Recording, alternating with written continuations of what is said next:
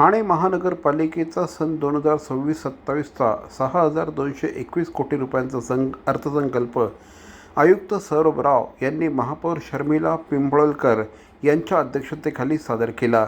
या अर्थसंकल्पाचं वैशिष्ट्य म्हणजे या अर्थसंकल्पात ठाणेकरांवर कोणत्याही प्रकारची करवाढ अथवा दरवाढ लादण्यात आलेली नाही।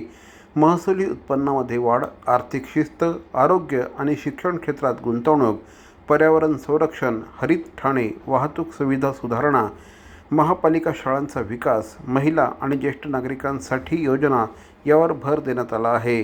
परिवहन सेवेचा 791 कोटी रुपयांचा स्वतंत्र अर्थसंकल्प देखील यावेळेस सादर करण्यात आला। मागील अर्थसंकल्पात काही विभागांच्या उत्पन्नात घट झाली असली तरी शासन आणि अनुदान वाढल्याने आर्थिक स्थिती संतुलित ठेवण्यात आली असल्याचं आयुक्तांनी यावेळी सांगितलं।